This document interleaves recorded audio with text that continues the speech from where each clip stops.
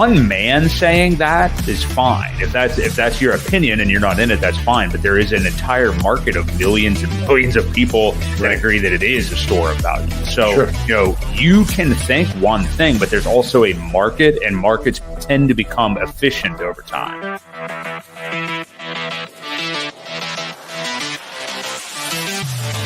We do know that you will always get paid in Hex on a daily basis. And that is truly the miracle that we call Hex, because it is trustless interest, trustless yield. Nothing will stop that contract from running.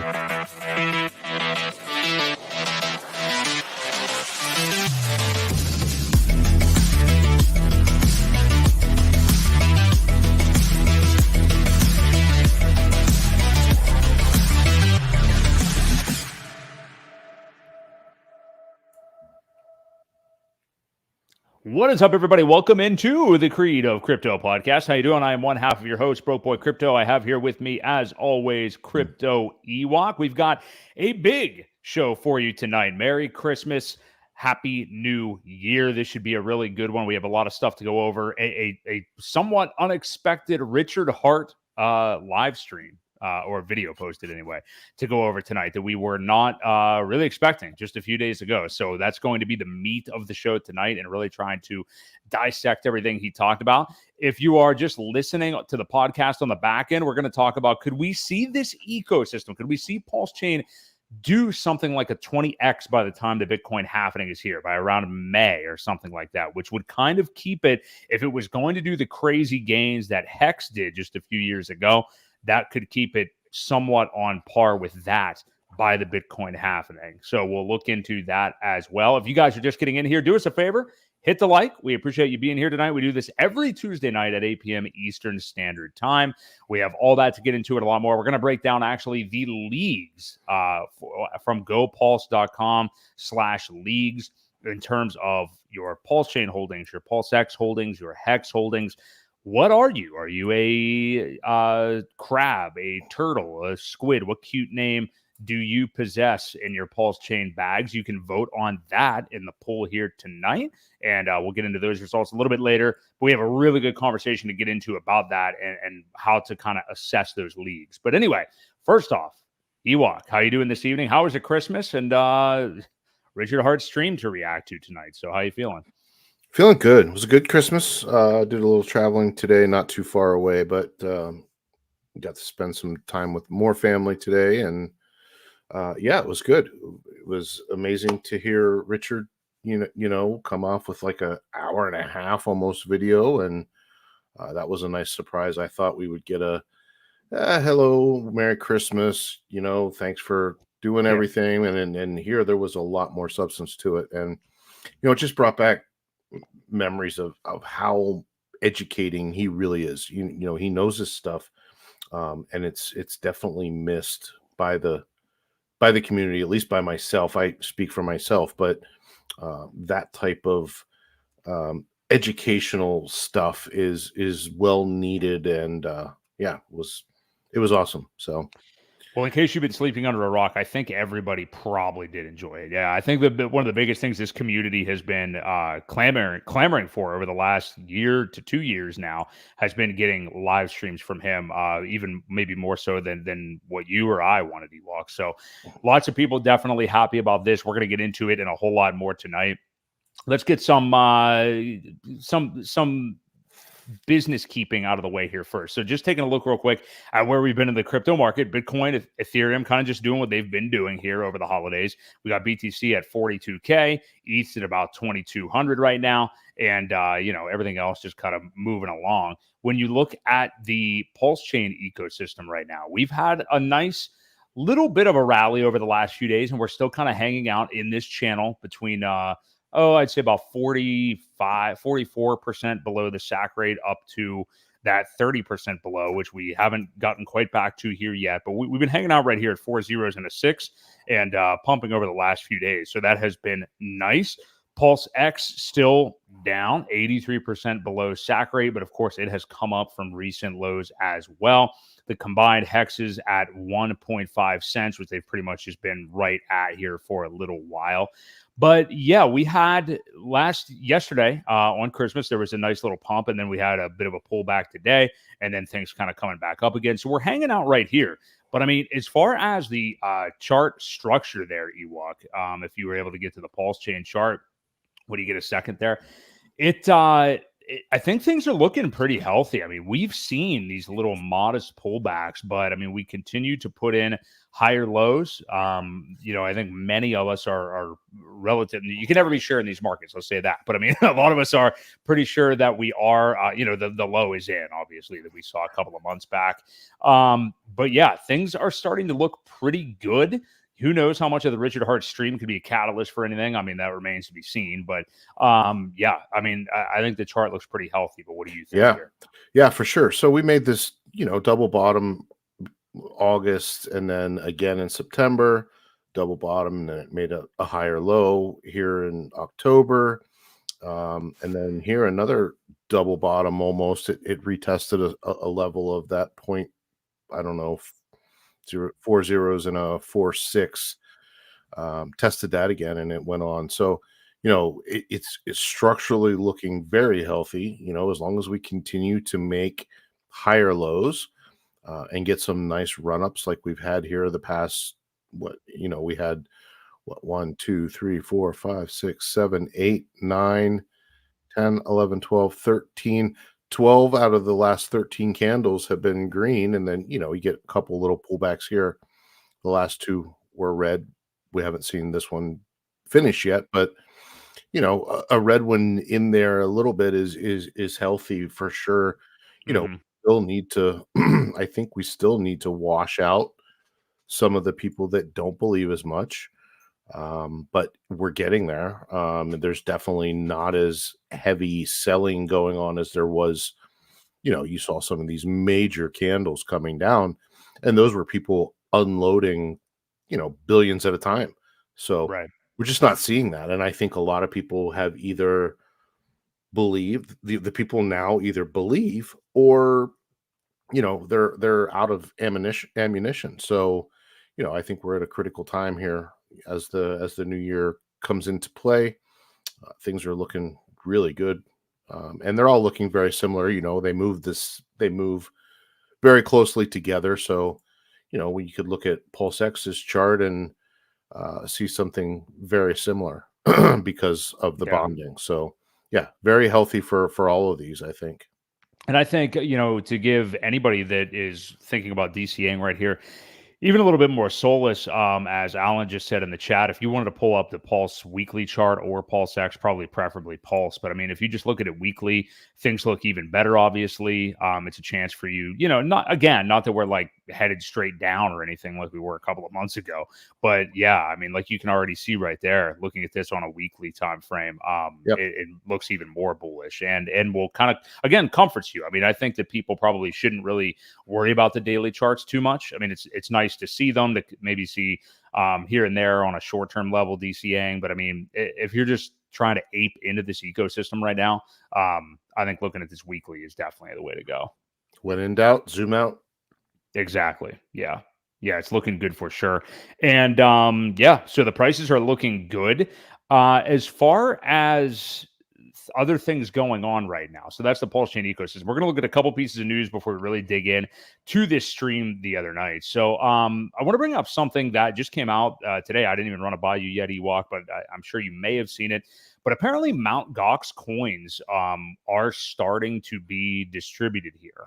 I don't know where the verifiable source is, but it seems like multiple people have reported getting payouts. And I find it interesting, of course, that this starts now when Bitcoin is up over 40K and has been here for a couple of weeks and not back in. I mean, let's face it, the timeline for this has been pushed back time after time after time.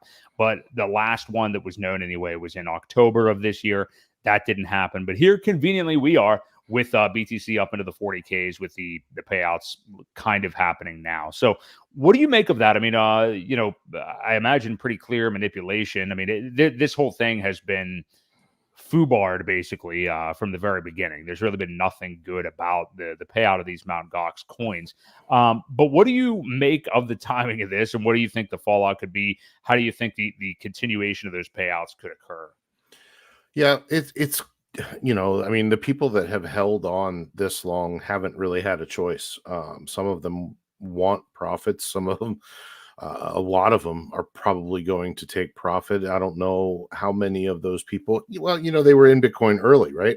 So I would imagine they're following a cycle. I just think that there are going to be people that are so anxious that are going to take a little off the top, and I think the candle yesterday definitely showed that, and we could continue to see a little bit more downside.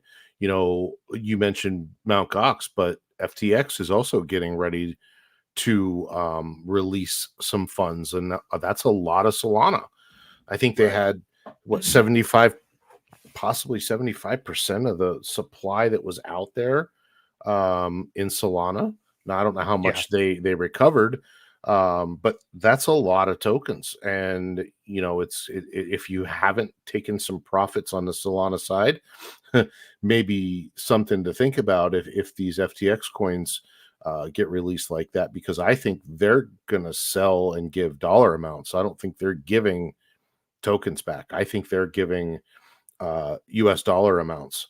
So FTX is going to have to dump a lot of those on a lot of the markets to make up the cash to be able to give back to people a dollar amount. You're not getting coins back. You're getting US dollars. So yeah, a lot of stuff about to hit the market. But what do I make of it? Well, I mean, it's kind of shitty timing.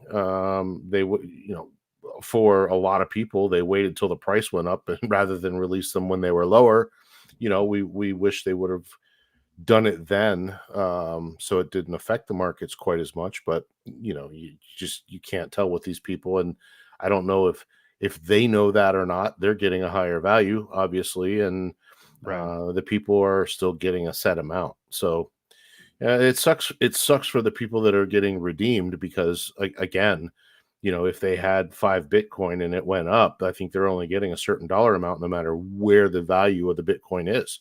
So just it sucks for everybody. Sucks for the markets. It sucks for the people that are not making any kind of profit, although they've been held for 10 years. I think they've done rather well. But yeah, I mean, it's going to hurt the market for a little bit, but just but I think they'll recover fairly soon. And that's what I was going to say when you were talking about the timing being shitty. I mean, yeah, I mean, the fact that they haven't had their coins for a decade basically is the real shitty thing about it. So, yeah. And as Alan said in the chat, I mean, he would sell half of his Mt. Gox stack immediately. I mean, yeah. I mean, imagine how much in profit these people are. I mean, to be able to finally get that money. I mean, I if they don't have a mind for crypto anymore, they just don't care about it, which, who knows how your attitudes change in a year or 10 years. But I mean, I can see a lot of people definitely just getting out from under it immediately. Well, I think the average price was about $600, right? I think, roughly per Bitcoin at that point. You're up quite a bit since then. So yeah,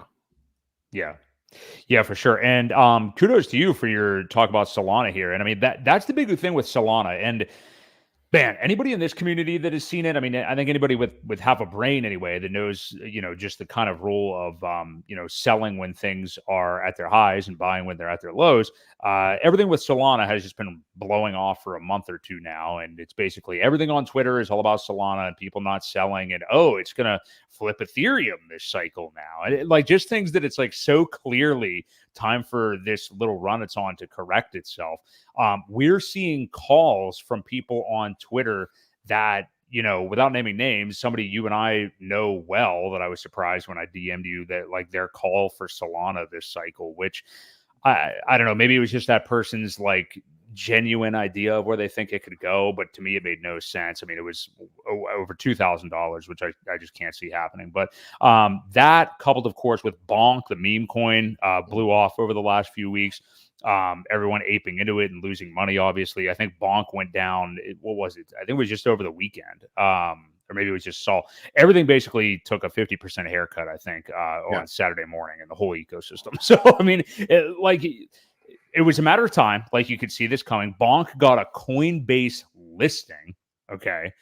Clearly a top signal. But yeah, just too much attention around this ecosystem. And like you said, Ewok, this is the big thing. And this is what's going to continue to happen with Solana that I think people aren't realizing or acknowledging throughout this bull market, is that you're going to have these scheduled token unlocks that are massive, and also people getting paid back and things like that. But you're going to have these unlocks from VC funds, something we don't have here in real DeFi PulseChain. But we have that with a lot of these other chains. When you look at Arbitrum, Optimism, Solana, a lot of these big ones, you have these token unlocks coming. They're scheduled for specific times purposefully. So what do you make of just some of this unconscious behavior around Solana by people right now that are just, and noobs are going to noob. I understand that. But I mean, like, we're even seeing credible people like giving out these, crazy price targets. And I understand. I mean, they're saying it in the midst of euphoria, but I don't see this thing flipping ETH, and I don't think it performs in this bull market anywhere near like people are acting. So what do you have to say about it? Yeah, I mean, here's the chart for Solana, and I mean, it's still really hasn't done a whole lot. I mean, I know it pumped. This is the daily chart. The top was $260. Yeah. And I mean, I'll say it. It was, Miguel's calling for over $2,000, which, Okay. I think you and I both agree that that's just way out of line, especially with what we think is going to happen with the FTX tokens. Right. It doesn't make a whole lot of sense. It's been going sideways since May of 2022, and just from between 47 and 26 hasn't done a whole lot, right? Now some of the other meme coins, yes, it's all the euphoria, it's all the buying green candles, people promoting it. But don't forget, Solana is also the chain that has shut off like 3 times. They just stop it. Oh, I think it was more than 3. Yeah. Well, Yeah. 3 that are documented and timestamped, Yeah. and we know it shut down at least 3 times with the on-off switch. I mean, there's a meme of the Solana with the on-off with Right. it's dangerous. It's one of those plays where just be extremely careful and know that they can shut it off at any given time if something that they don't like is going on. It can easily be just turned off. They do whatever they need to do and turn it back on. So it's kind of scary. I just and then you're looking here at just within the last couple days, we're looking at like 70% down. So Right. Yeah. I don't know. I'm not a fan of it. I really don't think that it will. Definitely won't flip Ethereum. Ethereum's got way too many strengths about it. There's way too many users. Solana's still in a echo chamber, I guess, a little bit, and siloed that way. But yeah, I do not see that kind of performance with it. Could it get up to $300-400 maybe? Probably, with the I could see euphoria. that. I definitely could see that. 5, 6 even maybe. Yeah, I mean, it was at 260 last cycle. I don't see it not making a return to at least all-time high before. It's one of those coins that there's a big community behind it. There's a lot of people that love it. So as far as that goes, but in the past, how many coins have returned to beat their all-time high? There aren't very many. Right. Yeah.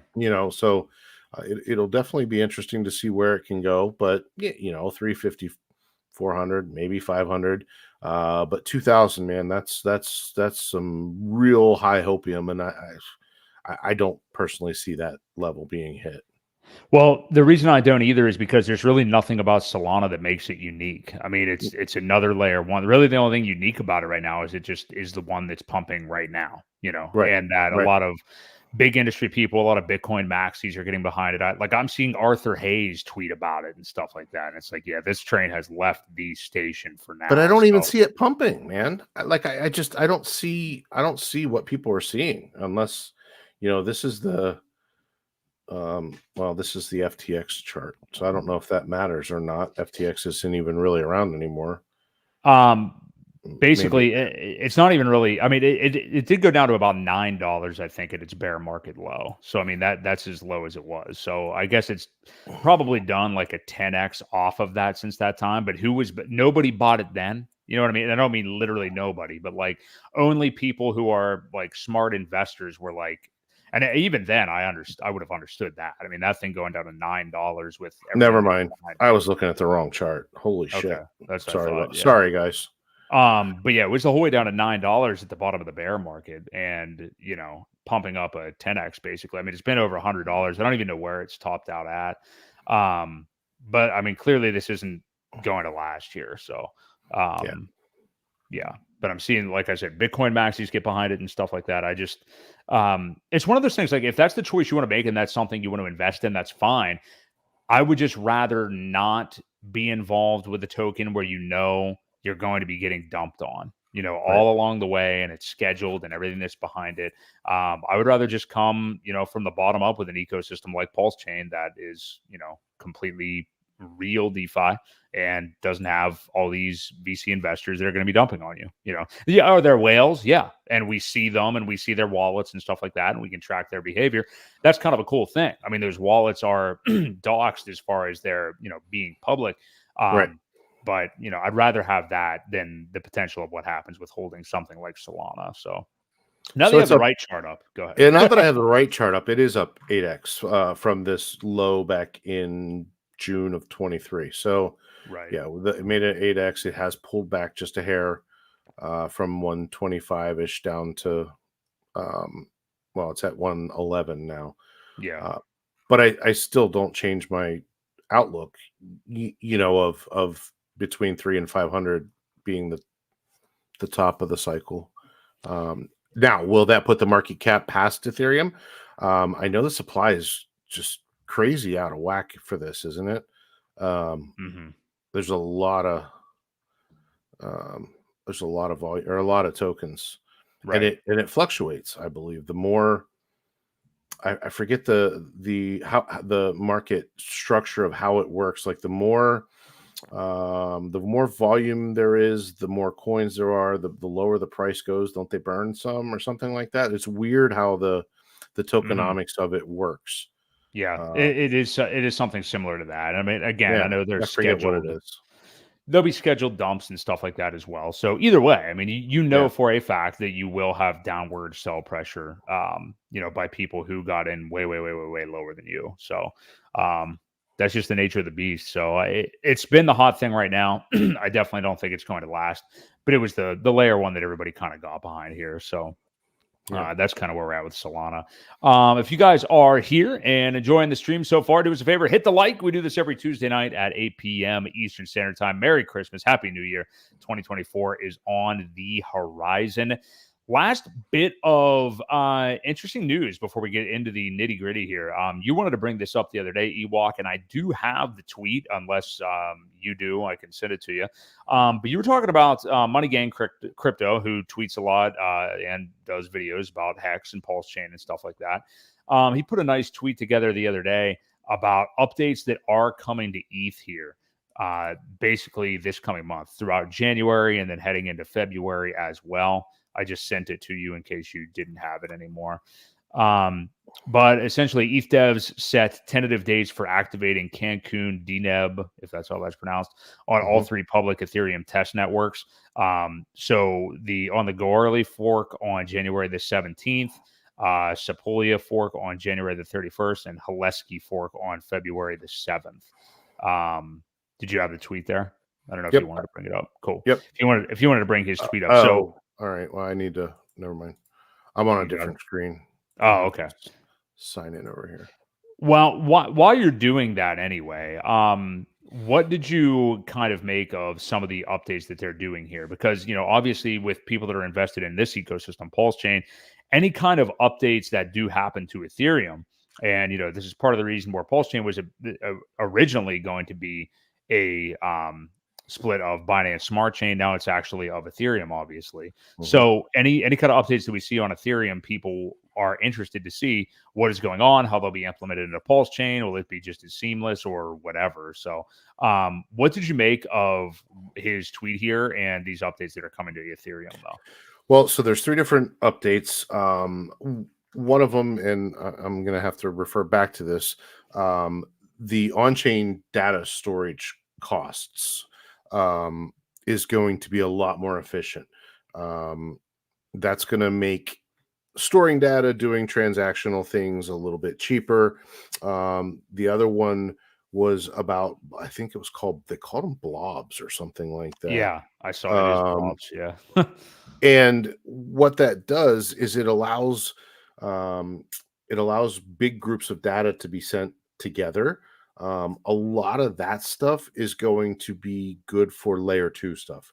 So not going to really help layer 1 Ethereum users, but that will help with the layer 2 charges. And I know when things get super expensive, a lot of people like to bridge over to layer 2, play around over there, and then bridge back.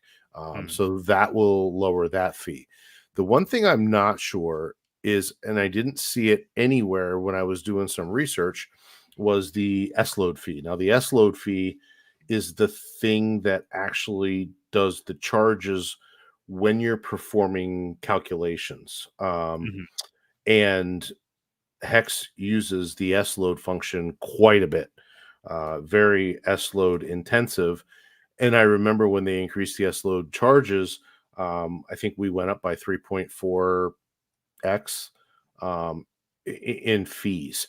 So I don't see a proposal for any of that in here. Now, if it helps with the EIP, the 1153 with the on-chain data storage, if there's a way to possibly put some data storage in there so that rather than calculating the hex fee every day, it can maybe group something by the year. It can pull data and say, all right, this was a year's worth, and this was a year's worth, and this was. Now, I don't know, depending on starting day or ending day, if that would work or not. But somebody may be able to optimize it a little bit for kind of figuring that out. Now, the contract is locked, so I don't know if anything is able to be done about it. But I like these.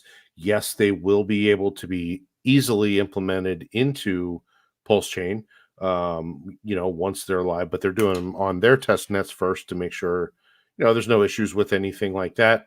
And then it'll be launched live on Ethereum.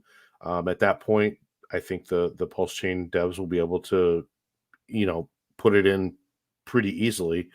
Not that we have any issues with PulseChain fees right now, but down the road, if we expect the coin to do 10,000x, that could also mean 10,000x on your gas fees too. So, don't forget about that. We do want this to be a busy chain. And as that happens, the gas fees will eventually go up too if we get what we want. So all these important things are going to be good to be, ported over to PulseChain. So yeah. Anything that makes ETH better will contribute to making PulseChain better, which will make PulseChain even better than ETH every single time it happens. So that is good. I mean, I don't think we're going to see, anything concrete with far lower gas fees for some of these things right now, but ETH does updates. They've done a few over the last couple of years. They're going to continue to do them. And presumably over the years, things will get a little bit more tenable on that side. And hey, I mean, if you want to transact anything right now over the last 2 days, definitely a great time to do it. We're basically seeing bear market lows type of GUE, excuse me, right now. So if you do want to do anything on ETH, you certainly should do it right now. I would recommend anyway. So yeah, gas fees are 15 right now. That's the fastest. So I haven't seen it that low in quite some time. If you've got anything to do, take advantage of it now. Make some stakes, unstake something if you've been waiting, so that it stops burning. And wasting away, take advantage of it now for sure. Yeah, this is, and I agree because this is due to the holiday. I mean, like frankly, today even Gwei was lower for most of the day than I would have guessed it would have been. We do have the new year coming up, so I'm sure we'll see maybe a dip back again for it. But I made some moves last night, bridging over into PulseChain, just because I knew I was going to get a discount on those ETH fees. So definitely Yeah. a good chance to do that right now. Yeah. If there's anything you need to do. Look at that. I mean, I'm sharing the screen for the gas fees. So it's Yeah. it's way down there. Hasn't been, this low in a while. So Yeah. take advantage. Definitely take advantage of it for sure. So that's kind of what's going on with ETH. So we'll follow that here over the course of the next 2 months. Should be interesting. In terms of PulseChain, so the faucet to get new investors in PulseChain when they do bridge over is now already live. Went live last week, a mere 24 hours or so after Richard Hart tweeted that it would be cool to have one. Go Pulse, I believe, was the first one to get it live. I know Pulse Coin List was also working on one too, but Go Pulses is now live. So if you do have a new wallet where you have never come over to PulseChain, if you are a new PulseChain investor, whatever it is, I think the credentials are really just, is it a new wallet that you've not claimed or used a faucet to get Pulse before and you have no Pulse in said wallet, you'll be eligible to do that. So I want to ask you about those specifics, Ewok, and also just the fact that, after RH mentioning this literally within a day, it was already taken care of for people. So what do you make of that and the qualifications to be able to use that faucet? Very cool. Very cool. I was happy that it got done so quickly. The one thing that I was kind of confused about, and I haven't played around with it because, I sacrificed. So obviously I have Pulse, Right. and that kind of disqualifies any of them. But so the one that was done, I think you get 1,000 Pulse immediately. Like you don't really have to do anything. If you bridge to a new wallet, I think it just looks to see that and you automatically get 1,000. The problem is the Go Pulse one was giving 10,000, but you had to have no Pulse in your wallet. So I think the one of them was kind of counteracting the other one.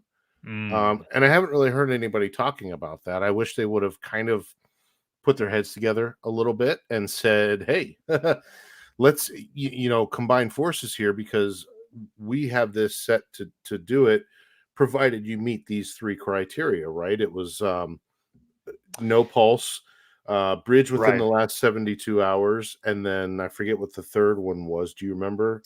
I think it was just having never claimed anything from a faucet before or something like that. Okay, I think fair it was enough. just those 3. Yeah. And you would have gotten 10,000 Pulse for that. But then the other one, if you do it, it automatically sends you 1,000. So it kind of cancels that other one out. I see what you're saying. You can't use the 10,000 one if you already did the 1,000 one. Yeah. Well, and you don't have a choice because I think it just gives it to you as soon as you bridge over. So I see. yeah, I wish that's my only gripe. But man, once again, the community is awesome for the stuff that they build, and they're giving out money. They're essentially giving everybody a start to say, hey guys, over here, come over to our playground, play around with it. We even give you some gas so that you can do whatever you want. And that was one of the things, that I think we all thought would happen a little earlier. I thought that some of these communities would have said, hey, we got free stuff over here. Let's go play with it. And it still hasn't happened yet. So we'll see if this, not only the free bridge, the fees have been removed. You still have your Ethereum fee, which you can't control that. But the bridge fees are gone and you get some free Pulse to play with once you get over here. So it's pretty awesome.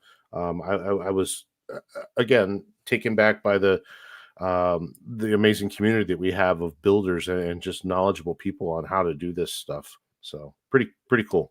I totally agree. And how about Go Pulse? I mean, they really have been a catalyst for all of these things. Richard even mentioned them specifically on stream the other night. He was using couple them times. He was using them to look at the market. So it was all very, very cool. Yeah. And you have to feel good if you're those guys for sure.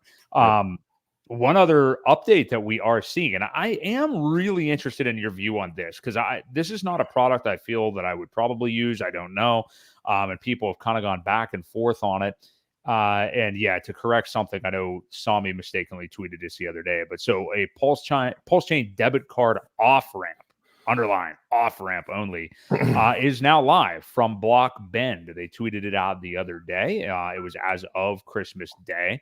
It is not a debit card on ramp, like some people thought, and really, I mean, that's what Coast is also for. They have access to a credit card or a debit card on there, but an off ramp only, straight to a debit card from BlockBlend. What do you make of I mean, this really kind of came out of nowhere. I mean, it wasn't really all that I saw all that much talked about, but yeah, they said, inspired by BlockBlend IO's overwhelming support by the PulseChain community, we're thrilled to announce our next big thing. The Pulse token is now available on BlockBlend's prepaid debit card off ramp. So starting yesterday at noon, you'll be able to bridge Pulse to the Visa MasterCard privately with their crypto cards, a seamless blend of convenience, privacy, and community-driven utilities. And yeah, they shout out to the PulseChain community in their tweet that they've continued to use and support our utilities since launch. So yeah, cool. I mean, just cool that another thing is being built for it. So yeah, what do you make of this story? Well, I will give warnings about it, because I think there were a lot of people that thought, well, hey, I can just kind of keep my PulseChain coins over here and then just spend them as I want to. I really don't think that's how it works. When you send them in, essentially you're selling them for US dollar immediately. So if you send 1 million Pulse over, it will automatically cash it out, sell it, and turn it into that USD value, which then kind of preloads it's almost like a prepaid gift card that you could buy at whatever, like a Visa card or a MasterCard, that you just preload. So that's the system that they're using. It's not something that you can keep the coins on and kind of wait for it to go up. It's a pretty much an automatic sell. Right. As far as I know, I mean, there's not a whole lot of information about it. There's really nowhere that I even saw to order a card. So I went in and looked at it. I'm not interested right now. We don't have the type of gains in PulseChain to be spending them.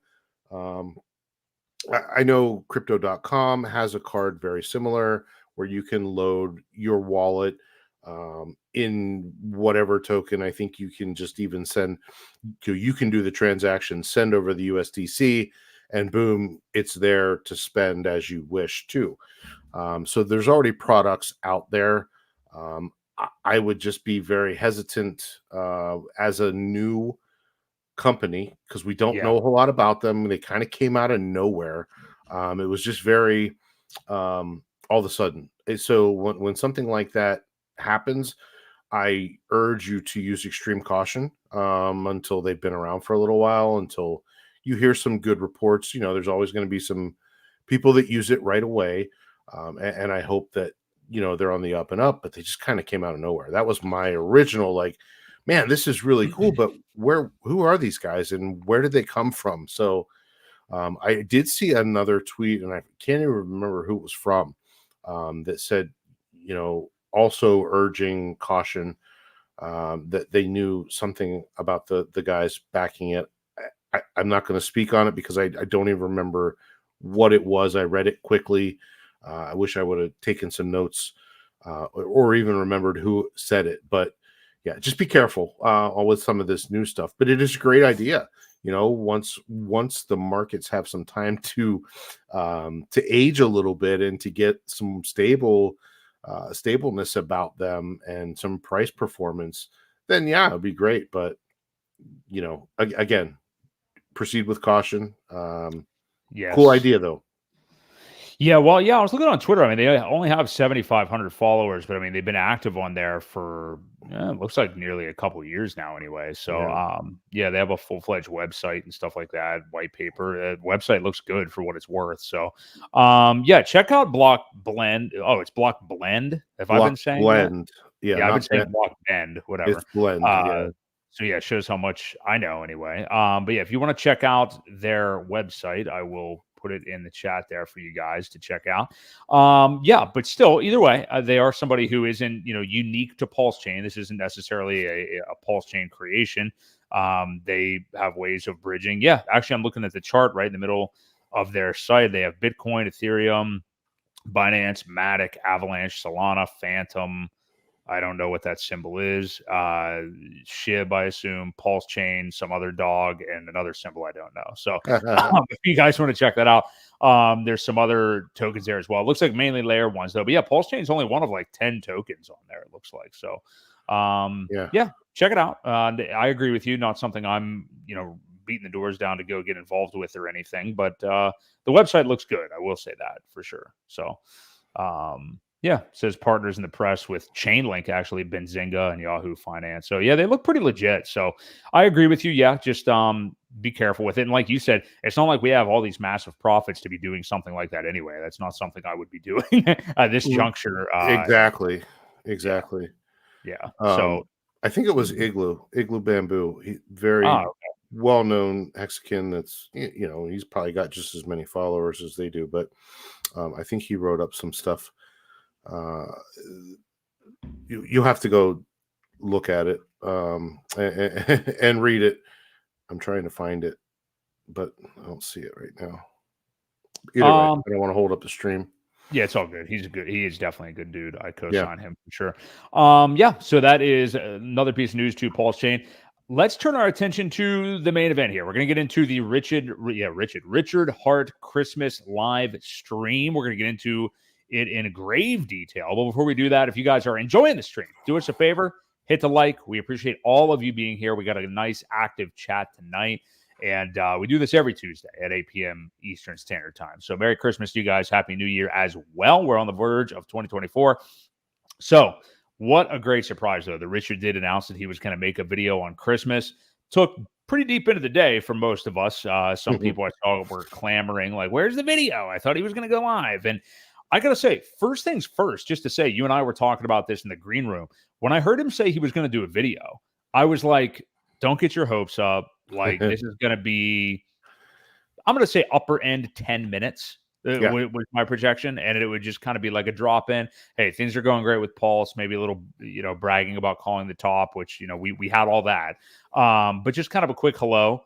And then he was going to get out of Dodge. When I saw an hour and a half, man, I was definitely excited. And I know you have now watched it twice, Ewok.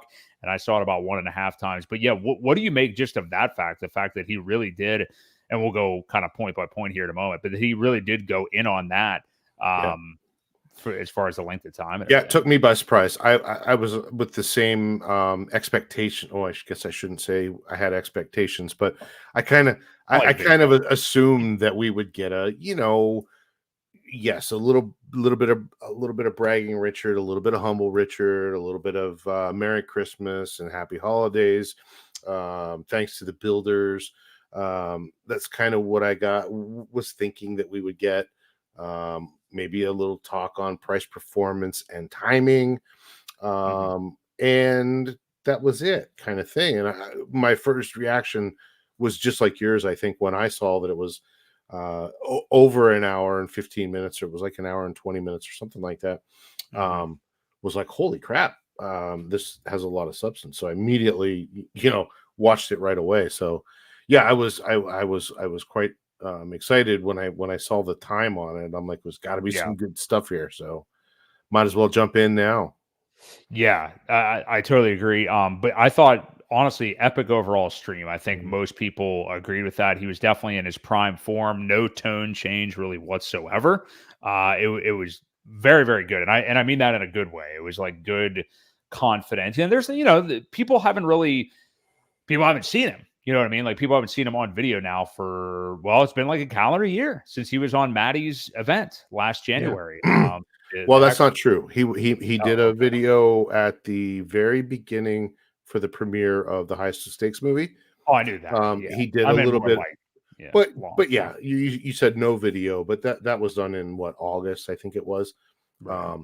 But that was a very short. It was 20 seconds, 30 seconds, maybe at the beginning of that. But that was the last time we had seen him on film anyway. he did a voice recording that was, I don't know, 30 minutes or 40 so, minutes or something. 40 Yeah. minutes. Yeah. I don't even remember when that was, but yeah, the last live stream we had was Maddie's conference in January.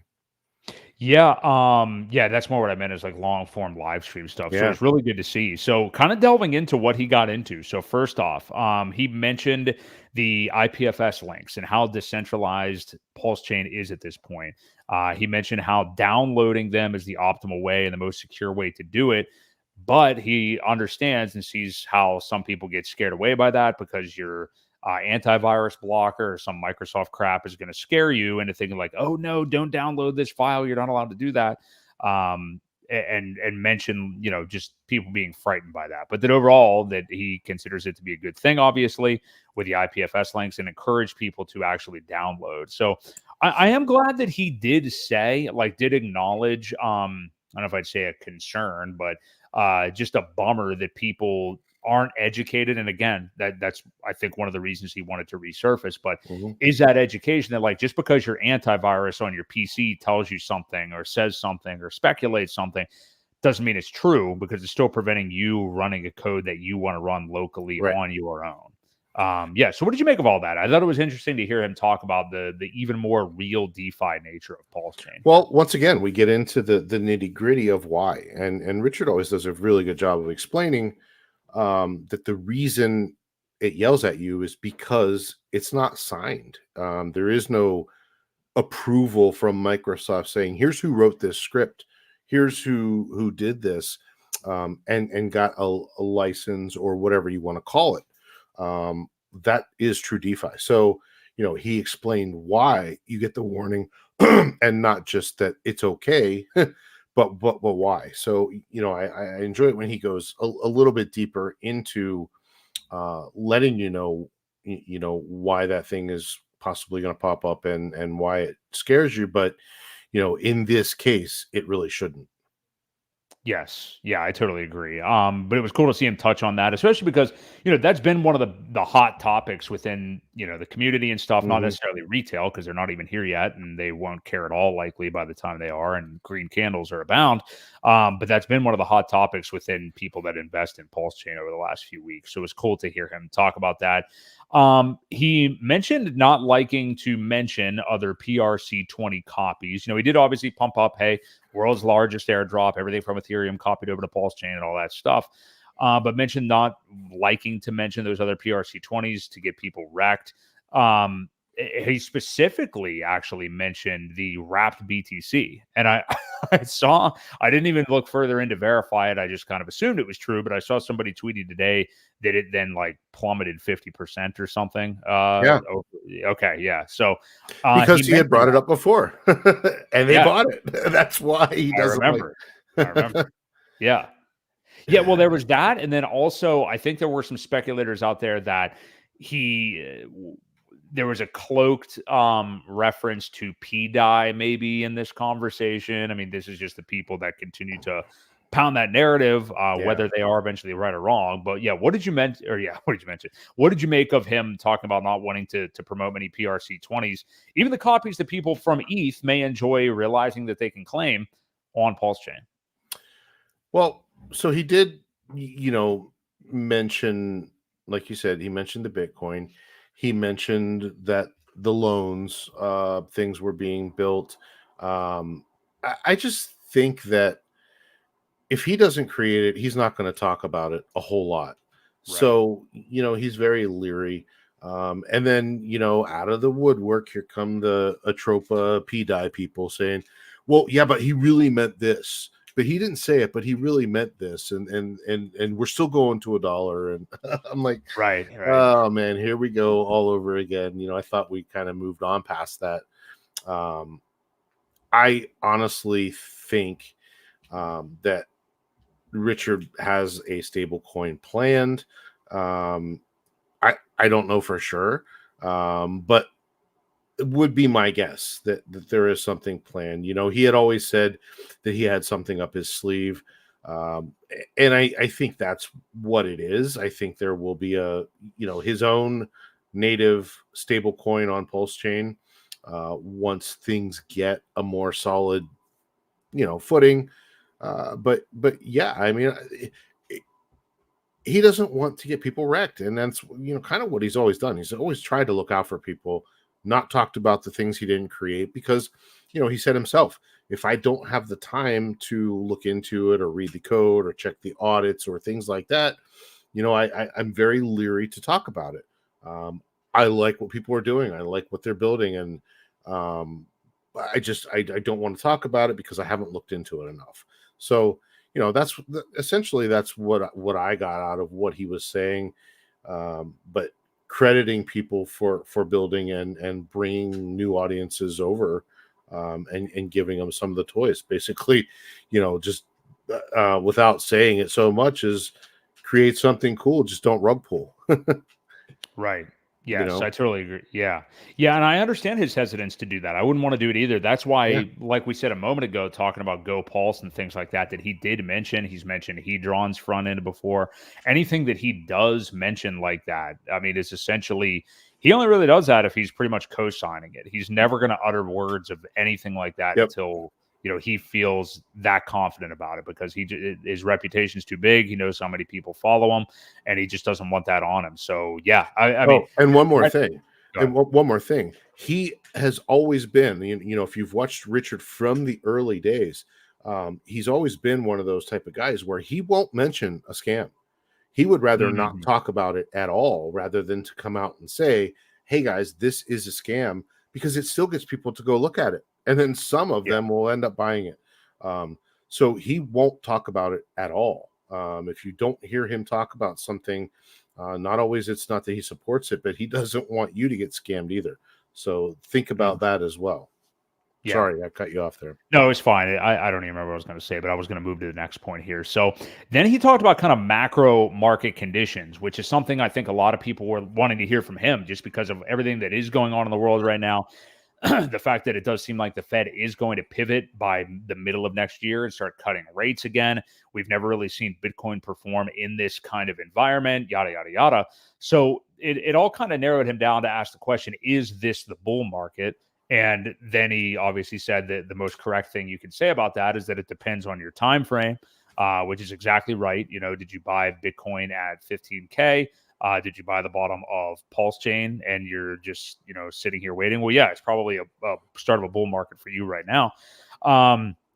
But he looked at macro, assured the downturn of the Fed, basically said for sure, like, we're going to see some kind of a downturn after the Fed pivot here next year. But says the timing of everything is on schedule otherwise, meaning like the Bitcoin 4-year cycle. Yeah. I didn't catch a definitive, like, when he's confident about something, he will say it. Yeah. I didn't catch like a definitive confident call, which led me to the fact that, not that he's necessarily like worried about market conditions, but just that he just what I'm saying, that he doesn't really have a direction to go, and he's interested to see what is going to happen, what will be the reactions to this pivot and things like that. So Yeah. what did you glean from that? I think so too. If you paid close enough attention, he says, well, I think we've spent enough time at these levels Mm-hmm. to where we can go up. And then he did mention, it also depends on when you bought. So, he mentioned both of those, as far as when you bought and how long it's lasted, because historically the bear markets only last so long.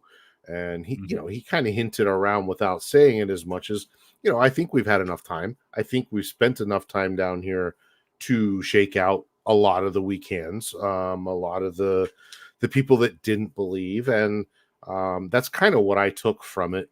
The combination of both of those. So, but again, he did say that there would be a pullback, just like historically there's been every other time that there was a pivot. So, Right. along with saying, yeah, I think we bottom, but also being cautious enough to understand that we're going to see a little bit more downside too at some point here. So just be careful. Yeah. Yeah. I don't think he wanted to say anything definitive there. And, yeah, and I, to me, I always just default to that too, like the timing thing, regardless of all these other little narrative things you want to assign to it, it usually comes down to the cycles. So I'm glad he mentioned about the time, because that's what I'm most confident in as well. Yeah. And then like really the big kahuna. So, I mean, this lasted probably 20, 25 minutes of the stream was all of the legal stuff. So he talked the Constitution, similar to a lot of the things he's been tweeting, frankly, over the last few months, which is great. But he talked about it, talked about the Bill of Rights, talked Gary Gensler swearing an oath to the Constitution for the SEC that he will basically uphold what he needs to do for that entity. He's not acting in self-interest, or at least he's not supposed to. And saying that Gensler is violating his oath by censoring freedom of movement, freedom of contract. And Richard has said this many times about the blockchain networks being communication, speech, and word processing systems. And I thought this was really interesting because this is the thing that people I don't understand. He even has to correct himself when he talks about custodying coins, like holding your own coins and stuff like that. That it's really information that you have the access to. But he mentioned that freedom to transact is above all else. So, what did you kind of make of just like his values on these factors that we're talking about here? And then I'll kind of get in even more to like how the SEC basically is just ignoring all of them. Well, yeah, I think the biggest takeaway of all of that, where he thought people should come together and kind of file suit against Gary for acting the way he's acting, speaking on behalf of himself, because he if you've ever heard him talk about it, he's like, well, I don't want to speak for the SEC, but in my opinion, well, right, there you go. That's him talking from his standpoint and not using the SEC as a somewhat of a shield, because they are protected when they speak on behalf of the companies, and he's not doing that. He's damaging the markets. He's literally speaking in terms that he is manipulating markets. Yes, yeah, and it's as clear as day, because they won't make a determination. People are scared, and there are consequences for that type of speech. And he even said, I would love to see some people file suit against him for his capricious behavior. And it's not okay when they do that kind of stuff and manipulate the markets. And he talked about Gary having the revolving door there of spending so much time with JP Morgan, and now he's the one kind of overseeing the rules that protect his friends. Pretty big conflict of interest there, if you ask me. So I think there's a lot of things that go into some of the things that he was saying. And the one little comment that made me chuckle was, he says Gary's just not careful with what he says. And he says, here I am hedging everything I say because I don't want to catch a case. And I thought that was kind of funny, the way he said it. But he is very careful to not give forward-looking price statements and things of that nature, because he doesn't want to have it used against him. So he's always been that way. He's always spoken very carefully, even back when Hex was being created. He would make sure to say, well, it's designed to do this. I don't know what it'll do, but here's what it's designed to do. So just the carefulness of his words.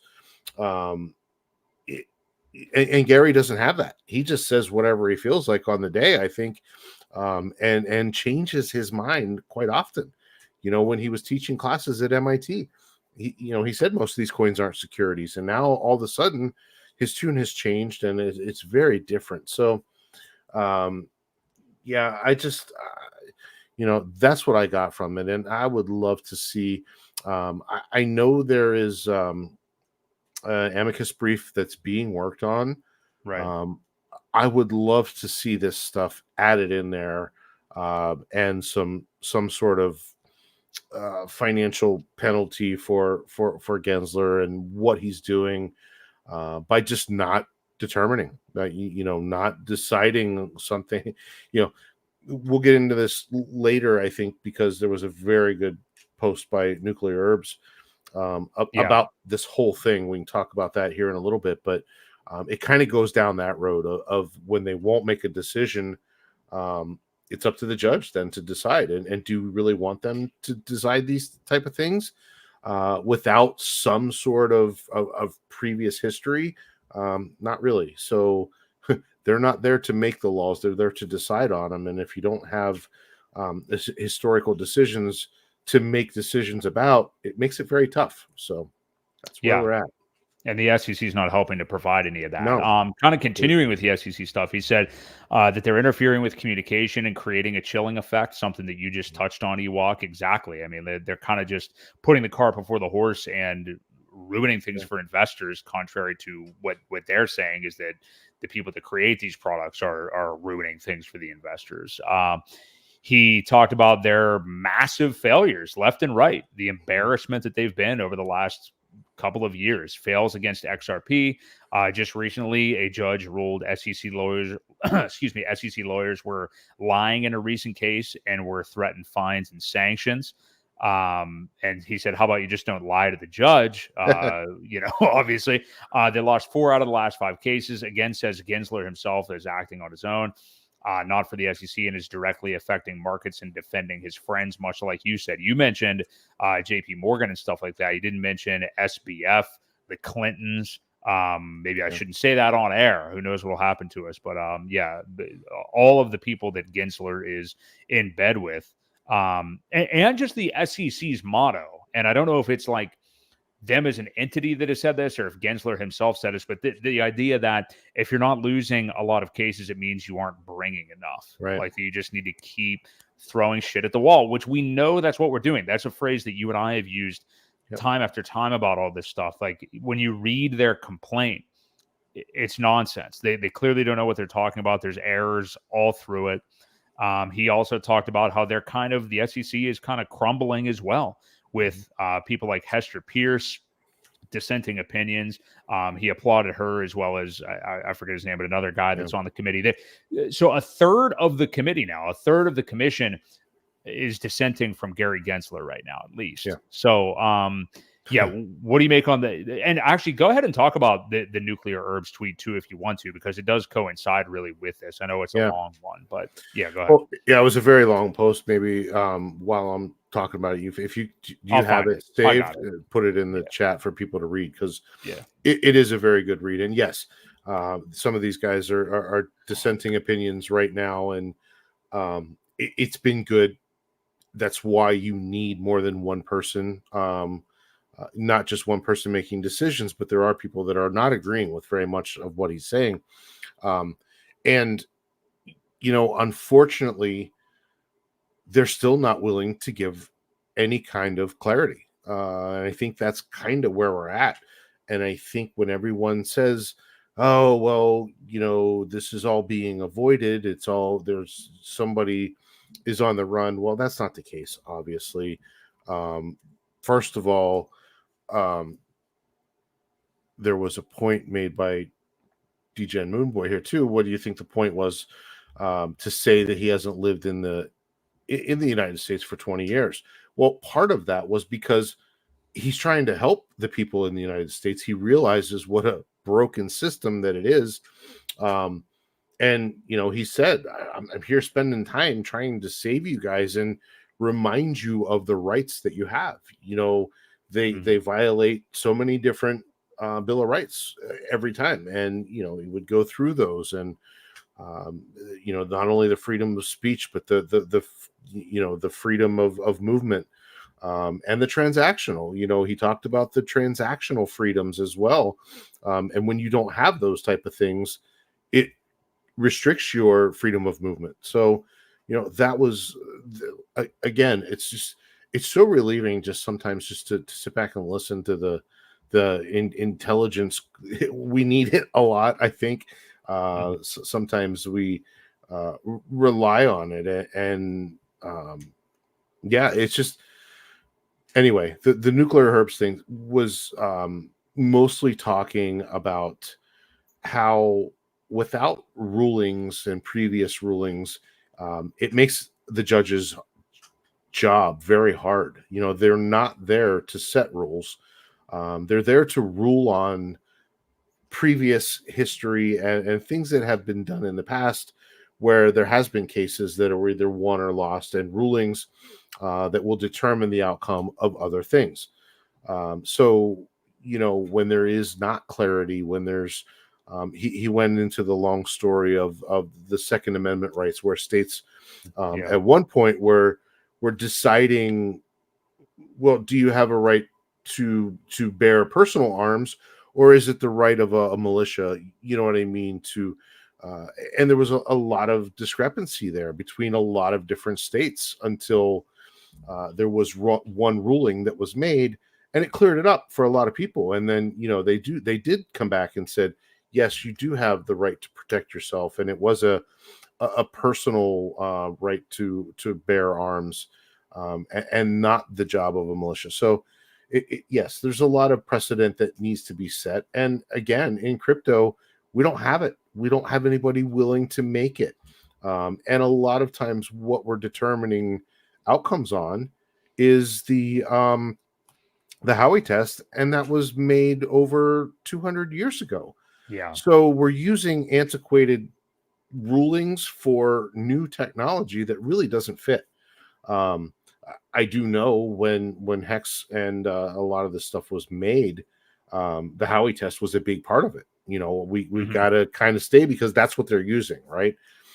Even though it is old and outdated, that's what was used to kind of build it, to stay within those lines, to say, well, we can't do this, and we can't expect profit from the work of others, and you do the work yourself, and you should have no expectation of anything. And so, when you stay close to what you have, you kind of have to work with what you have, but it's not good enough. And we need new things. And I think that's why there's been so much delay, in hoping that something will come out, some kind of precedent that we can use moving forward that makes it a lot clearer, and everyone's job a little bit easier in defending some of these cases. So, yeah, I think you hit the nail on the head, and it was a great write-up by Nuclear Herbs. If you're overwhelmed by it, he did just put a TLDR at the bottom of it if you want to check that out, yeah. which is kind of what I did read too. Yeah. But yeah, I love that Richard kind of approached everything with the SEC from all angles. He's certainly not afraid of anything that he has to say, especially calling out Gary Gensler specifically. But then finishing up kind of on the main points. And I mean, this really carried, man, I think it was about 40 minutes in, and it carried the rest of the stream, really, all this SEC and basically crypto legal stuff. But he mentioned that the SEC themselves say that they know seed words, that they have money in them, and that they'd owe taxes on them. We've seen him tweet about that before. They also have Uniswap code. They have time-locked Bitcoin and seed words for those. And without knowing what else those seed words do hold, they don't know what else they could actually hold by having those seed words by other entities and things like that. Right. So kind of his final call out there. I mean, what did you make of those comments? Because this is where I just don't understand where people hate on this guy so much. I understand that this is why I know it's a boring comparison at this point, but this is why, he always gets called the Donald Trump of cryptos, because people are fooled by this base layer of bull crap, that they're just not able to make it through for one reason or another. And they're missing the real meat and potatoes of what the guy has to say. And nobody else is really talking about these things to this extent. Or with this specificity, and especially with this like custody and coins and stuff like that by the SEC. So yeah, what did you make of these comments to kind of round off the interview, and then I'll get any other thoughts you had on it? Yeah, I mean, one of the things that kind of confused me is I wasn't sure what he was talking about. That they have the Uniswap code. I didn't really understand that as much. Either way, one of the things that he did say was, that they have these seed words. And I wonder how many airdrops that they've gotten that they would owe taxes on. And I think that's a big part too. We don't pay unrealized gains. We don't pay unrealized capital gains, I should say. Although they have talked about it before, but it's still not a law that we do that in the United States, is we don't pay unrealized capital gains. But right. If they did, they would have to be held accountable of that as well. I think that one of the big things and why he's looked at that way is because we're not all on the same side. You know, you have to sit back and realize that the Bitcoiners are Bitcoiners. The DeFi people are DeFi people. You know, there's probably 3 or 4 camps of people. You know, you've got your Ripple, and that's kind of a little bit different. They've gone through their case. They're not, I think they consider themselves a little bit different. They're the bank coin, or they want to be the bank coin. Yeah. You know, you've got the Bitcoin folks who already think that their ruling's done. They don't really care what happens to anybody else because they've already ruled that, you know, Bitcoin was a commodity. So they don't care. And then you have the, you know, the Ethereum guys, and then, you know, you have the Richard Hart people. Some of those intersect. I think we're doing a good job of kind of intersecting with with the Ripple folks a little bit. But the problem is the lobbyists, the ones that go back to making these rules, or to get the rules made for the judges. We're still in, you know, and this was part of the. I'm sorry, I keep going back to the nuclear herbs thing. I keep remembering more of what I read. There was a lot of that discussion in there too, is getting everybody on the same side to make rules that are standard across the board. And again, the people doing the most lobbying are the Bitcoiners. And they don't really care. They don't want to see DeFi succeed because as far as they're concerned, Bitcoin is the only coin. A lot of them are that way. I don't want to say all of them, but a lot of them are that way. So, I mean, that's just where we're at. And there's got to be some sort of movement that's created by some communities in order to get the lobbyists to actually listen. And I just think that's where we're at. And Richard was kind of calling action. It was a call to action for people to file suit and get on this. You know, he didn't specifically say, you know, meet with the lobbyists and get some rules made so that we have clarity. But that's really essentially what needs to happen in order for this to go the right way. And it takes time, or a precedent set by somebody else who wants to go first. You know what I mean? Yeah. Do you think there is already a lawsuit against either Gary Gensler personally, or the SEC by possibly Richard Hart and a team, and or other crypto entities outside of the exchanges that we already know have taken action, like Coinbase? Do you think the Charles Hoskinsons of the world, whoever the hell controls Solana at this point, I don't know. Do you think there are people? Do you think we just don't know about it yet, and major lawsuits will be coming against either the SEC or Gensler himself? I think it needs to happen. If it hasn't, I think it will. You know, it takes more than a day to bring something like that together, right? Sure.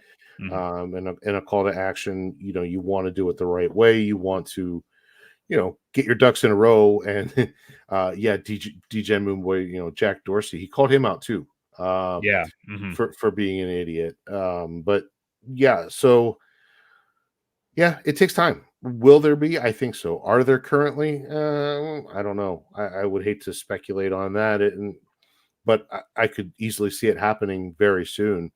You know, I think there's enough ammo there to say stop. Well, so Gensler does have immunity when he speaks on behalf of the SEC, but when he speaks on behalf of himself, he loses that immunity. So that's a very important part of when he's talking outside of the congressional stuff and outside of the SEC rulings and on behalf of them, he loses that protection. So yeah, something to think about. That's exactly what I was going to say. If he starts going outside those lines and starts talking about what I, Gary Gensler, think personally, that's when the immunity of the, you know, the shield, it kind of goes away for you. So, overall though, terrific. I definitely think a lawsuit's in the works. I mean, I don't know. I assume by multiple entities. I think they're going to come attacking the SEC here soon because, you know, we've been in the bear market. We've been in like the SEC attacks everybody for the last 2 to 3 years or whatever. Now I think we're going to see the opposite. I could see on the way up, everybody firing back. And I do not think that Gary Gensler is long for this world. As far as being the head of the SEC, I don't know anything else about him. But any other thoughts that you have on the Richard Hart stream there, Ewok, before we kind of get into the PulseChain leagues here? I just think it would be a classic move by the Hexicans to be one of the first, and who knows how it would turn out. But to win a case against them that was brought against them, right? I think it would be an amazing timestamp in history to say, wow, these guys really mean business, and probably give a little bit more credibility. There's still people out there that think that the Hexicans are crazy and that we're just sheep and we're following ourselves to slaughter. And that's just not the case.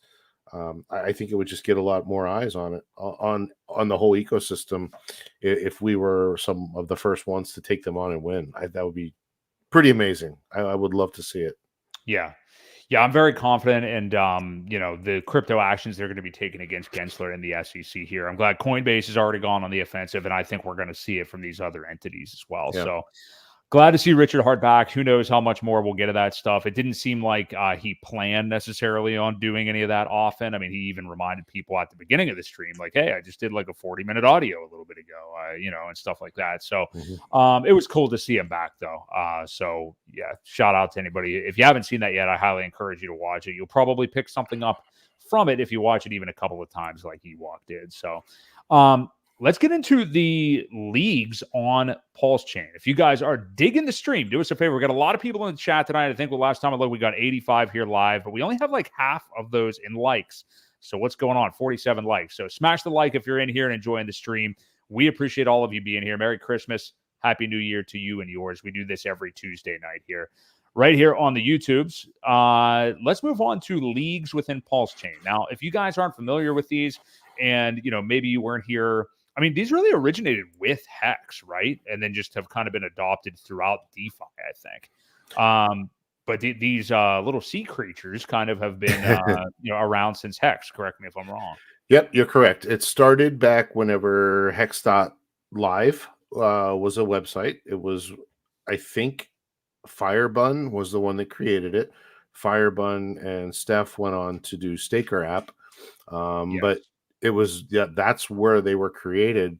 And then they've kind of evolved over time as far as the other coins go, and how much people own as a percentage wise out of the whole supply. And that's one of the things that we want to talk about. So yes. And so here was the point I wanted to talk about. So we'll see these float around every now and then, and it's like, okay, what do I need to become a turtle? And actually, I'll look at the result of our poll here so far tonight. So yeah, I gave 4 options that I figured were the most realistic of anybody that would be watching. So I went down to turtle. Went down to, that's the smallest, turtle. Anything below that, it really doesn't take much to have crab status these days. So I went from turtle to squid to dolphin to shark, which, if they're telling the truth, 6% of our viewers are at so far tonight. So that's 64 votes. So participate in that poll if you would like to. So yeah, that's kind of around what I figured, that the turtle squid kind of area would be the biggest ones. But something to keep in mind here, and you will see people tweeting these leagues for PulseChain, for PulseX, for Hex. And it's dependent upon the circulating supply of the tokens. I have in my past seen these and thought oh, cool, man. I'm doing better than I thought I was. Here's where I'm at or whatever. And then I've seen other ones where I'm like, holy shit, I'm nowhere near where I thought I was. And it's because frequently you will see these get shared with including or excluding the origin address of the tokens. Now, you want to exclude the OA because some people, if you would go on a CoinGecko or something like that, or maybe CoinMarketCap, which and then they probably don't even list PulseChain, I don't know, but they likely would have all of the tokens, including the OA on there. You want to actually exclude those because that means they're not in circulation, because they're really not, and it actually looks at how you stack up. So Ewok, do you want to kind of review the categories right now and speak a little bit to what I just said too? Because I think that's something a lot of people get tricked by, because you can see one thing one day and think, oh yeah, I'm doing really well. And then you see another thing and you're like, I'm nowhere near my goals. What the hell's going on? Right. So, and the way they go too is the percentage. If you look, we'll take Hex for example, and this is with the OA. Let's exclude well, actually, let's do it with first. So a Poseidon would need 65 billion tokens, right? Which is 10%. A whale would need 1%, and then so on and so forth. A shark is 0.01% or 0.1%. A dolphin is 0.01 and then 0.001. So that's how these leagues actually get broken down as far as supply goes. It's all a denomination of 10. So, but when you look at it with the OA, you're at 652 billion. In order to get to a dolphin or a shark, say 65 million to get to a dolphin. But then when you exclude the OA, you really only need 8.9 million tokens to be a dolphin of what's really actually out there. So it is a big difference. And because a lot of those tokens you're not going to get if you include the OA. As far as I know, not one of them have sold ever. I don't know that they will ever. But currently they're not available. They're not for sale. So, you really want to look at it, like I said, without the OA tokens. And then you realize that there's only 89 billion of those and not 652 billion. So it makes a big difference when you're looking at it and really what's attainable. 8 million right now, Hex is $88,000. It's, for a lot of people, that's a lot of money. But, when this price goes up to a few cents, 10 cents, it's going to be unattainable. Even being a turtle times 10 now, then you're looking at $9,000. So that it's one of those things where, when you see, depending on who ranks it, and you think that they're unattainable, well, if you take out the OA supply, you can get up there pretty good. Most people can get to, if they're dollar cost averaging, a squid in any of these positions. I think a squid is an easy target to get to if you've been good about dollar cost average and trying to buy throughout these dips, and the prices have been a lot lower. So this is after, a little bit of price action. So yeah, it's pretty cool. So I take it, so you kind of answer my next question. You think, if you are somebody who maybe you're a little bit late to the party, maybe you're trying to get into this right now, which you're really not late. So I shouldn't have even said that, but you're not at the lows necessarily. But would you say that squid is the level you would want people to shoot to, that I'm not going to hold you to the fire or anything like that, but as far as making a substantial amount of money potentially from this cycle, that you would want to be aiming for squid if it were you and you were kind of just starting out right now to get at least. If I was just starting out, that would probably be the goal. I mean, for somebody just starting, dolphin is probably a little bit harder to attain. Squid, even so, I know at the end of the last cycle, they were talking about turtles being the next millionaires.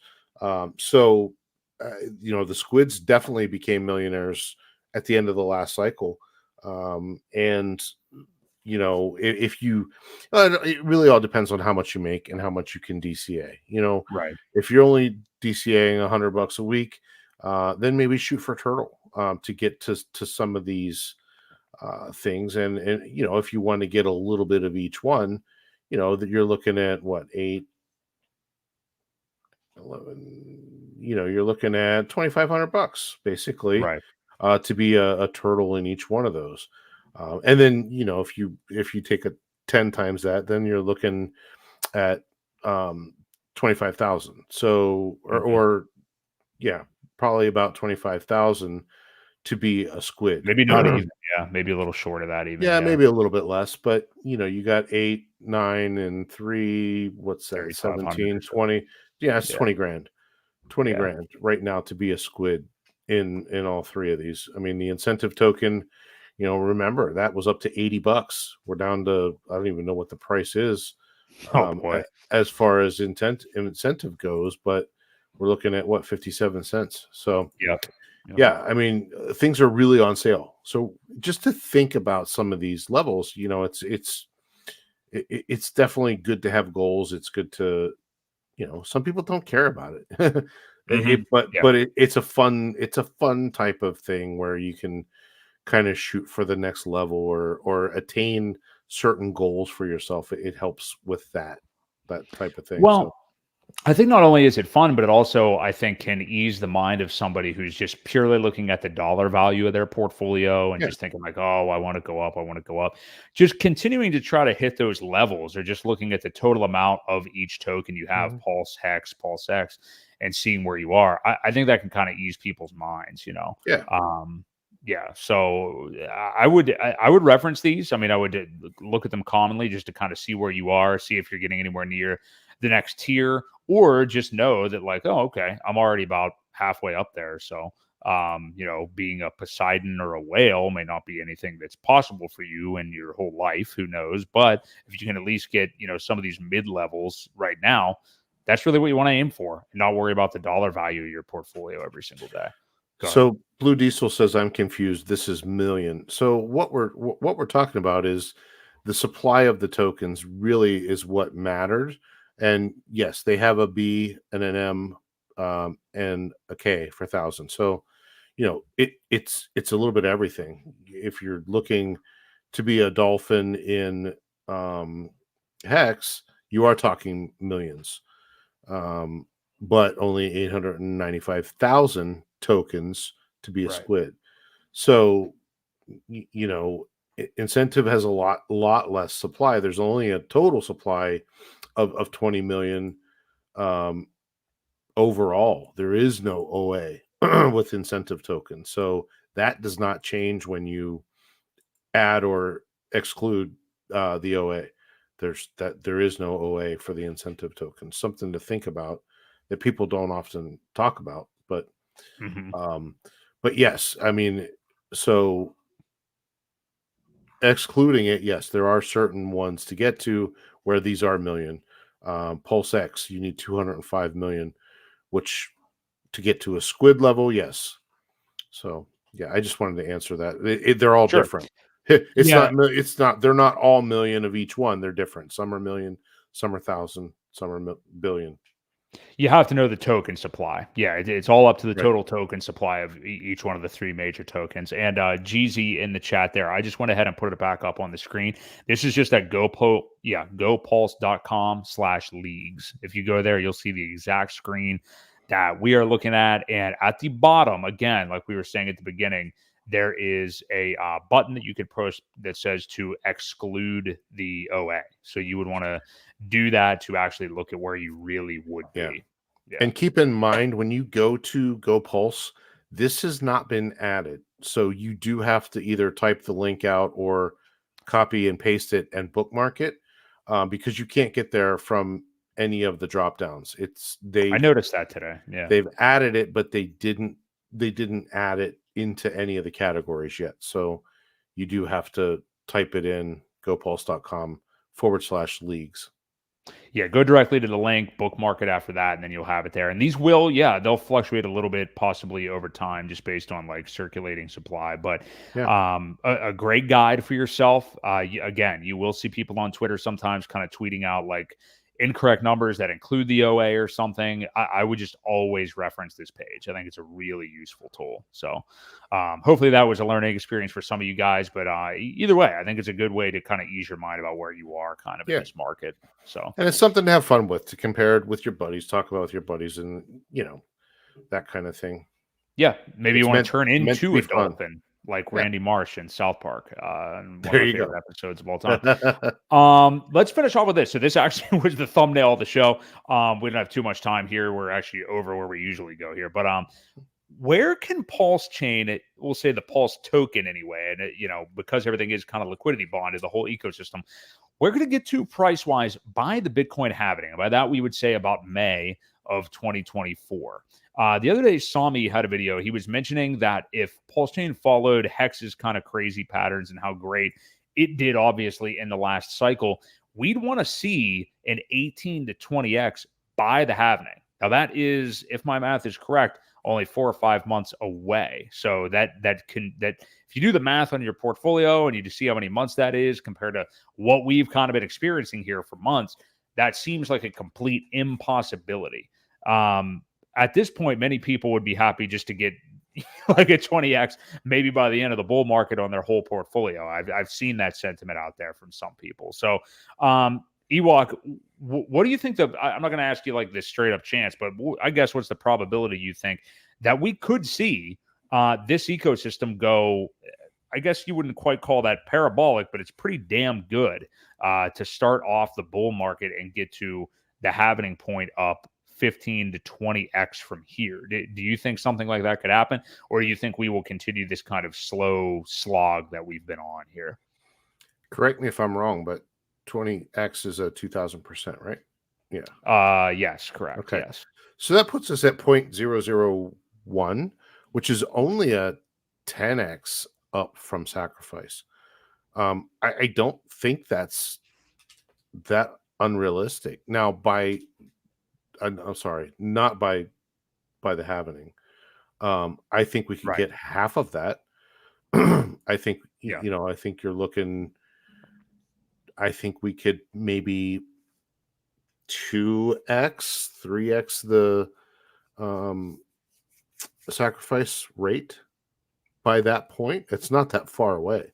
Right. And, I think we still need some growth. I think we need to garner some attention from outside people.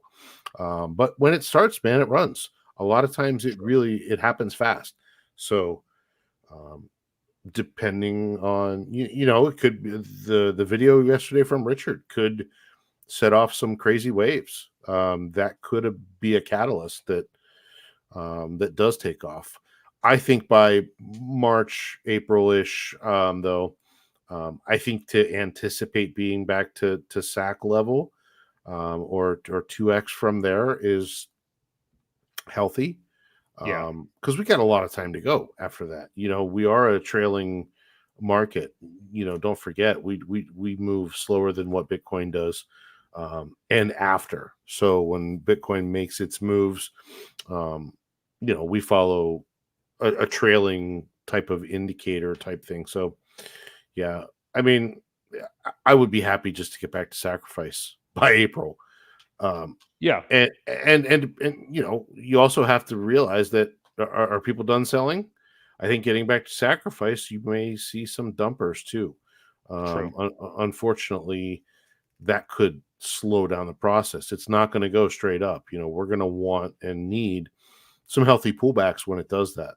So who knows? I would love to be back to sacrifice by then, but even some say that's wishful thinking.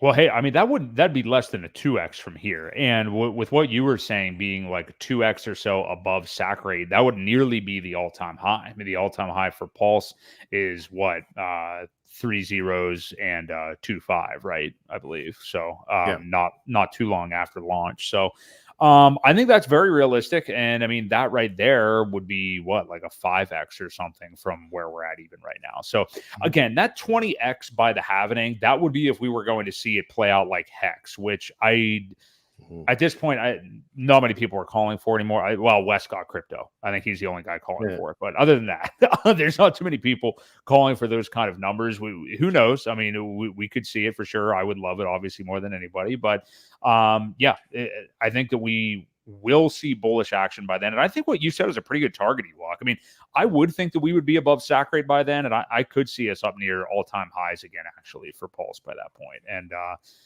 you got to remember how long of a time that is too. I mean, sometimes, we can sit here and say like, well, man, that's only 4 or 5 months. I mean, in crypto, that's the equivalent of, a couple of years actually. Right. In the traditional markets. Yeah. Yeah. So I could see it. I wouldn't go out there as far as saying a 20x by that time, but hey, we're going to see more and more publicity around this thing. We're going to see more people talking about this blockchain. So the Solana train is going to come to a screeching halt. We talked about that at the beginning of the show. And I could see some of those profits and people looking for the next wave to ride. Obviously, I think PulseChain has more staying power than just what the influencer of the week has to say about it. But I do think we will see people hop into that when they realize, like, oh, here's like a brand new L1 that hasn't pumped yet. And hey, we've talked about it before. We know all these guys have bags. I'm sure Coin Bureau's got bags. You know, people who would never utter the word Richard Hart or PulseChain out of their mouths on their stream because they're usually bought and paid for by another company already. So, Right. yeah. So bullish times ahead either way. I mean, hey, we're finally here, guys, all year long. I literally remember our shows in January where you and I were arguing about whether the Bitcoin bottom was in yet or not. That was a mere 11 months ago. And now here we are, our final show. This would be the final show of the year, right? Yeah. Final show of the year. And this was an accumulation year. I mean, we saw things get pretty damn nasty, not as nasty as 2022, but pretty nasty, and are starting to recover now. And 2024 should be a good year. So who knows how good? Keep your head on a swivel. But I mean, I know your sentiment, Ewok, is probably similar to mine. I'm still just right now, as long as we are in these depressed range, any red cent that I can just market buy into this ecosystem is what I'm trying to do right now. Yeah, it's definitely still accumulation. You know, I don't think we've gotten out of that zone yet for any of the tokens in the RH space. I think it's definitely accumulation time for all of them. And you know, you never know. Even, you know, I hate to tell people to buy incentive, but you know, it could run too, and there is no OA. There's very limited supply. You know, there's discussion of it eventually being some sort of DAO. You know, with the right to vote on tokens that we could have on the PulseX farms and what's there. So, you know, I think they're all very affordable. I think it's a good idea to accumulate what you can of each, and try and bump up your league stance as well. Yeah, I totally agree. Man, definitely a lot of bullish things happening. Really good to see RH, and I'm glad we were able to really dissect that stream. And a hell of a stream here tonight. We have a lot of you guys here. This has been one of our more popular streams in a little while, I imagine. Maybe because not so many people are streaming right now. It's the day after Christmas. We had Richard's stream, obviously, last night. So shout out to all you guys. Things are just feeling really bullish right now. I'm excited for 2024. We're actually ready to flip that calendar. We will have, I clipped up our crypto tax video from a couple of weeks ago. We'll have that coming out for you guys too. If you need any assistance with using Coinly or what we may do for crypto taxes, we'll get that out here soon, even though you won't have to worry about that for at least another 3 weeks or so, probably. But hey, shout out all you guys, DJ Moonboy, as always, Philly, Jeezy, Blue Diesel, Crypto Quiz. I know I'm missing others, but Pulse Believer, Alan earlier in the chat, lots of you guys, Marco here as well. So yeah, shout out. We will be back next week, same time, same channel. Next year, 2024, January the 2nd, that'll be. We'll be fresh off the college football playoff. We'll know who's playing in the national title game. I'm going to say Washington, and boy, I feel like Bama's going to knock off Michigan. I hate to admit that. I don't want it to happen. I'm going to give me Bama and Washington in the national title game. What say you, Ewok, about that one? Washington and Michigan. Okay, that's Bama and Michigan. I'm more not sold on. I have no idea why Washington's an underdog to Texas. I don't think it makes any sense at all. Michael Penix is the man. I think Washington definitely wins that game. So shout out college football if any of you guys are pumped for those games. But yeah, we will be back next Tuesday, January the 2nd, right here. Boi Crypto Ewok, right here on the Creed of Crypto podcast. Take it easy, guys.